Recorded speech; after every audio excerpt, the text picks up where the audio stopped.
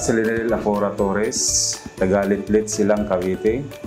At tumata yung General Manager ng Silang Livestock Agriculture Cooperative. Bago kami naging kooperatiba, kami po ay mga tricycle driver ng poblasyon, Luksoin, Kalugtog, Litlit, Coda na matatagpuan dito sa Silang, Cavite. During that time, pandemic po nangyari ang pagkabuo ng kooperatiba.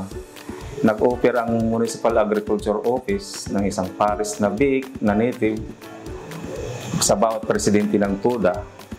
At ako po ay tumanggap ng offer na yon.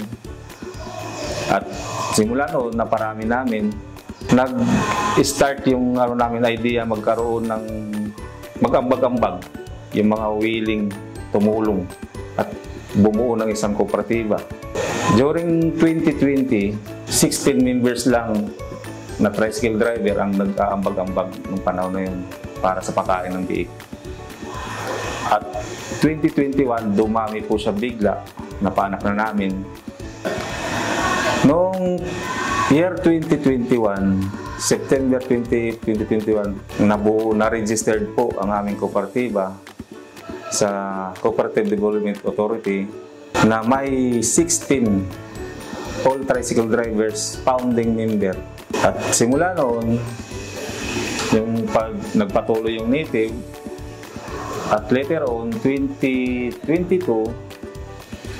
nabigyan kami ng Department of Agriculture under ng National Livestock Program, ang tinatawag nilang INSPIRE Program, na in-implement ng Department of Agriculture Regional Field Office 4A. Nagkakahalaga siya ng 5.5 million na finisher operation. Nakasama na po ang facility, tunnel ventilated, climate controlled facility. At the following year, 2023, nabigyan po ulit kami, same project, under pa rin siya ng National Livestock Program.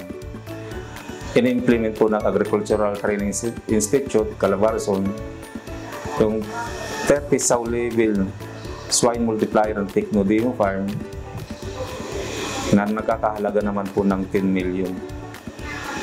At simula doon, at hanggang ngayon, nagpapatuloy na ang pagpaparami ng baboy dito sa Silang, dito sa aming kooperatiba.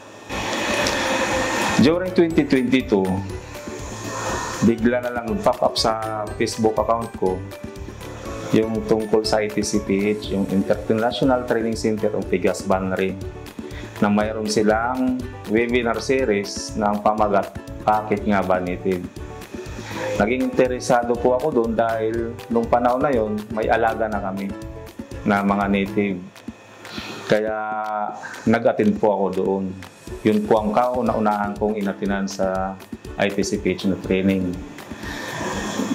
2022 rin, March, nagkaroon naman ng face-to-face na ang port-to-port multiplying business opportunities na training din sa ITCPH sa Lipa. Then, April 2022, nasundan naman ito ng 9 weeks na training na ang pamagat ay National Trainer Course ng Pigas Banri. At simula noon, nasundan, nagkaroon ako ng in total na 12 trainings sa International Training Center ng Pigas Banri.